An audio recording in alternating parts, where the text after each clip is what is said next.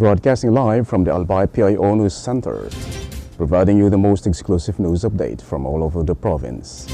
This is News at 12.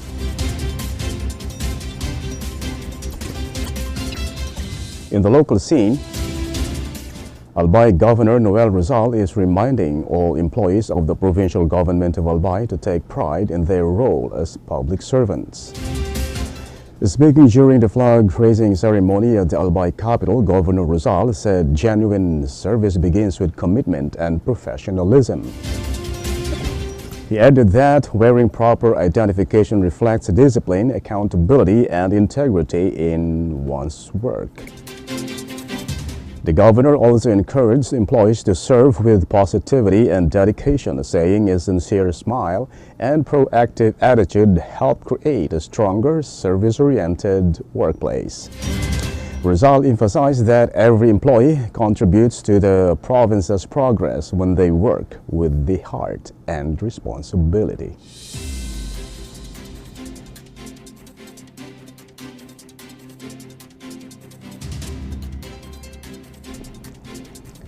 In other story,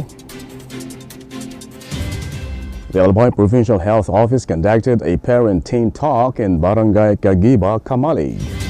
The activity, held in partnership with the town's Rural Health Unit, was organized by the Population Development Division. It focused on strengthening family communication and understanding between parents and their adolescent children. The program encouraged open discussions on topics like adolescent development, responsible decision-making, and reproductive health. Officials said the initiative is part of the Albay PIO's continuing efforts to promote adolescent health and family well-being across the province.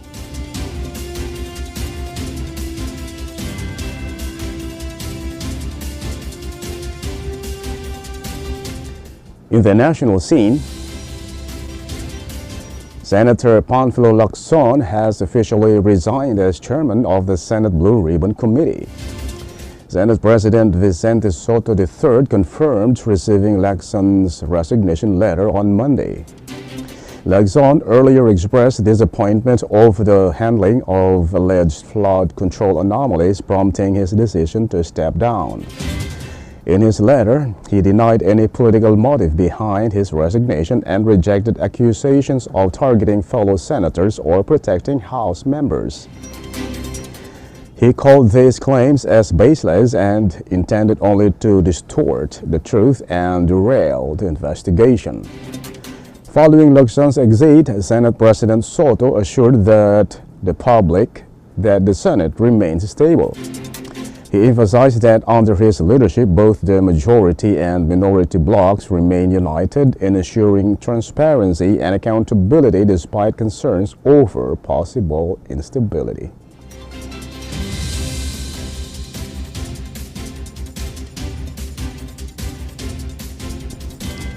In other story,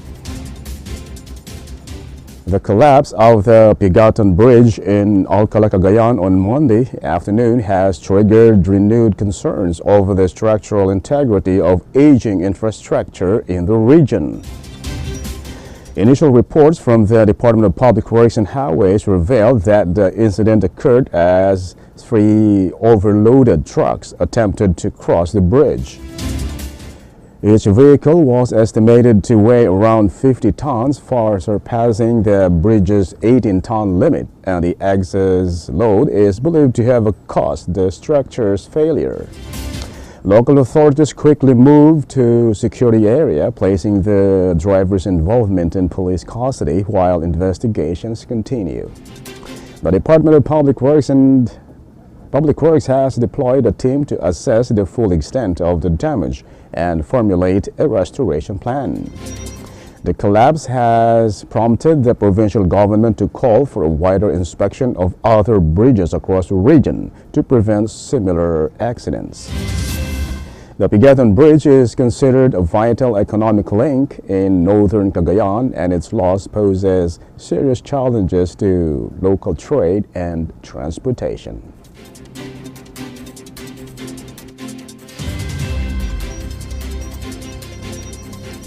In other news, The Trillion Peso March movement is gearing up for another peaceful rally on November 30 in time for Bonifacio Day.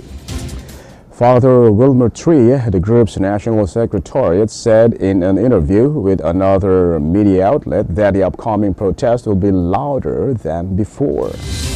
The planned demonstration aims to sustain the call for accountability and transparency amid the multi-billion peso flood control controversy rocking the country. Last September 21, tens of thousands joined a nationwide protest demanding the arrest of corrupt politicians and the return of their ill-gotten wealth.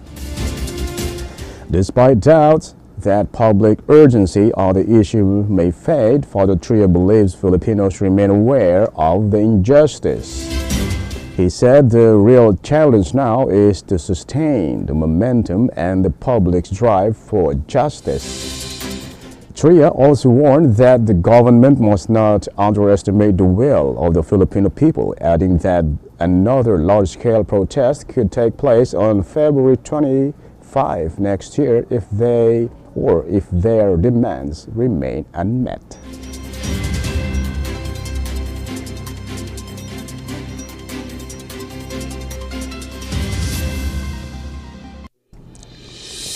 And in the news outside the country,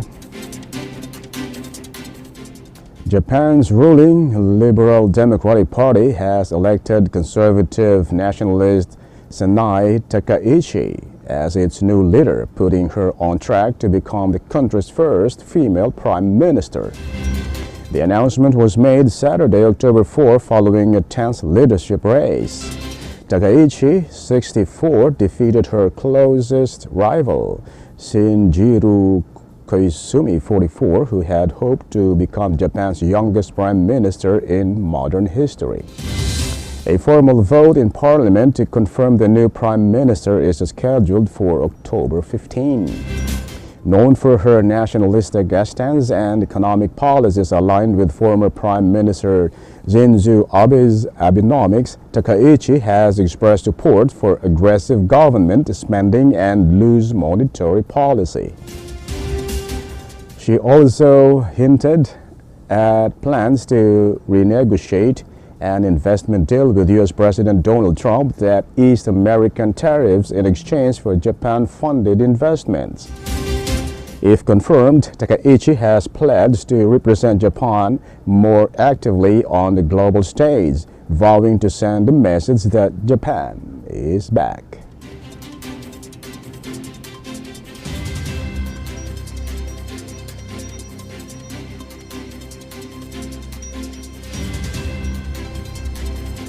In other story,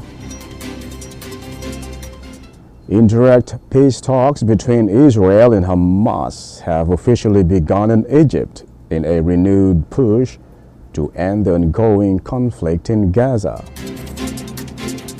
The negotiations come as both sides express support for the framework of a peace plan proposed by U.S. President Donald Trump. The 20-point proposal outlines conditions such as the withdrawal of Israeli troops from Gaza and the disarmament of Hamas. The plan has gained backing from several Arab and Western nations, with the U.S. describing the talks as the most promising step toward peace in years. Negotiators are now in a delicate phase, reviewing terms and clarifying key points that could either move the process forward or lead to another deadlock. In the meantime, Trump has also called on Israel to halt its bombing in Gaza.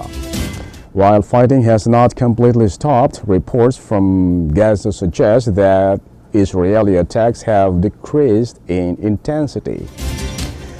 Despite the fragile situation, there is growing international hope that these talks could finally lead to a lasting ceasefire.